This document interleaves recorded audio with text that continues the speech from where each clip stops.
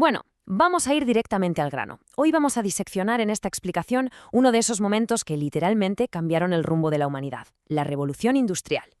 A simple vista, claro, parece una época de esplendor tecnológico increíble, ¿verdad? Un salto gigantesco que sentó las bases de nuestro mundo moderno y generó muchísima riqueza. Pero siempre hay un pero. Detrás de todo ese humo de las locomotoras y el ruido atronador de las máquinas se escondía una realidad bastante más sombría. Vamos a ver que hubo un contraste brutal, casi radical, entre esa nueva riqueza económica y el tremendo coste humano que exigió. A través de este análisis nos enfocaremos en las consecuencias sociales, en cómo pasamos de los talleres a las fábricas, cómo surgieron la burguesía y el proletariado y sobre todo en el impacto desgarrador del trabajo infantil. Vale, este es el recorrido histórico que vamos a hacer hoy. Primero, del taller a la fábrica. Segundo, burguesía y proletariado. Tercero, el impacto del trabajo infantil. Y por último, sus ecos en el presente. Sección 1. Del taller a la fábrica. Para entender todo este impacto social, primero tenemos que visualizar el cambio tan inmenso que hubo en el lugar de trabajo. Esta comparativa lo ilustra a la perfección. A un lado tenemos el clásico taller artesanal, muy típico de la economía agraria. Es pequeño, local, íntimo casi.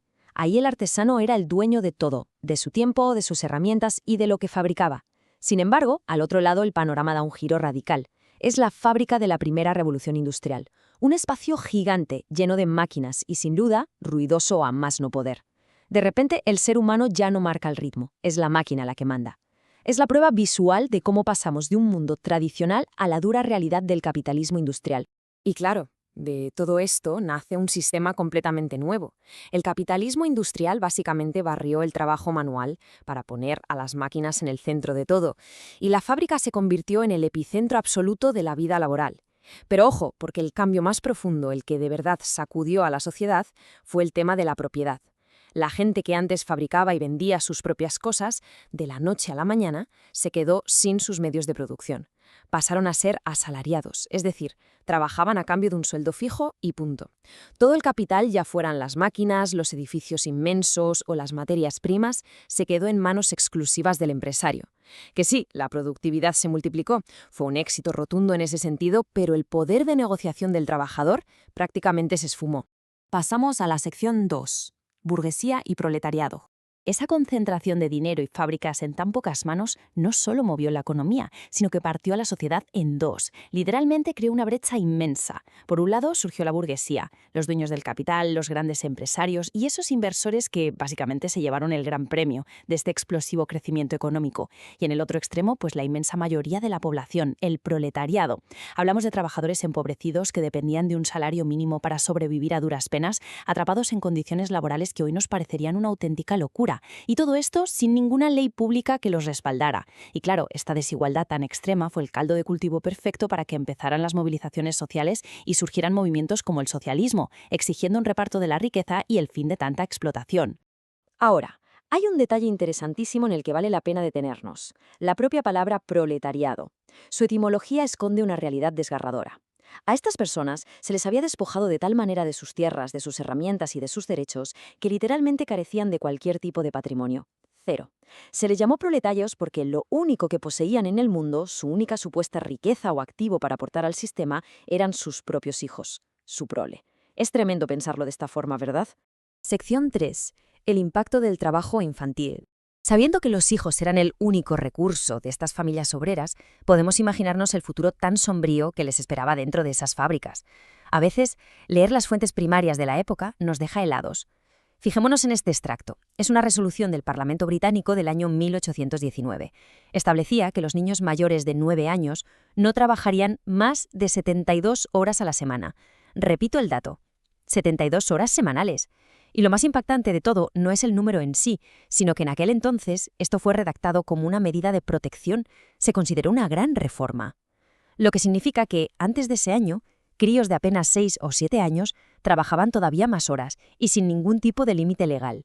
Esta imagen de principios del siglo XX le pone rostro humano a esas frías estadísticas parlamentarias. Ver a estos menores descalzos trepando por inmensas máquinas textiles es algo que nos encoge el estómago. Las jornadas eran verdaderamente extenuantes, en medio de un ruido ensordecedor y respirando un aire viciado. No había absolutamente ningún derecho laboral, los accidentes graves e incluso mortales eran el pan de cada día. Las dinámicas capitalistas de acumulación tiraban de la mano de obra infantil simple y llanamente porque era más barata y muchísimo más sumisa, anulando la infancia por completo y sustituyendo los juegos y al colegio por la rutina implacable de la producción en cadena. Y llegamos a la sección 4. Ecos en el presente. Sería reconfortante pensar que todas estas imágenes pertenecen a un pasado ya superado, a un capítulo que hemos cerrado para siempre bajo el título de la Revolución Industrial. Pero si analizamos las dinámicas mundiales actuales, la cosa cambia. Hoy vivimos inmersos en la globalización, un fenómeno muy complejo y con efectos mixtos. Por un lado, sí, ha impulsado el crecimiento económico, ha mejorado la sanidad y ha sacado a mucha gente de la pobreza. Pero al mismo tiempo ha exacerbado las desigualdades. Esa búsqueda incesante por reducir costes y maximizar beneficios mantiene viva una demanda inmensa de mano de obra extremadamente barata. Y al final, las poblaciones más vulnerables, sobre todo en países en vías de desarrollo, son las que asumen el mayor coste. La explotación infantil sigue ahí, latente y continua. Y si echamos un vistazo a los datos contemporáneos, nos llevamos una sorpresa importante respecto a cómo solemos imaginar el problema. Históricamente, al pensar en trabajo infantil, nos vienen a la mente fábricas de ropa o minas oscuras. Sin embargo, los datos de hoy en día nos dicen otra cosa. Una abrumadora mayoría, un 70% de los niños explotados laboralmente, trabajan en el sector agrícola. Un 20% se ubica en el sector servicios y solo un modesto 10% restante se encuentra en la industria moderna. Básicamente, la precariedad y la explotación no han desaparecido, simplemente se han mudado de escenario. Y si cruzamos estos datos con la geografía, emerge una división territorial muy pronunciada. El trabajo infantil es casi 3 veces más frecuente en las zonas rurales, afectando a un 14% de los menores en esas áreas, frente a un escaso 5% en los entornos urbanos. Esto nos está hablando de una desconexión profunda. Nos muestra cómo el desarrollo, las infraestructuras y la protección legal no logran penetrar de la misma forma en el campo, dejando a estas comunidades rurales expuestas a lógicas de supervivencia absolutamente extremas.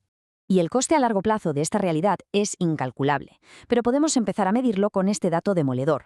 Un 35% de los chavales de entre 12 y 14 años que están en situación de trabajo infantil están totalmente excluidos del sistema escolar.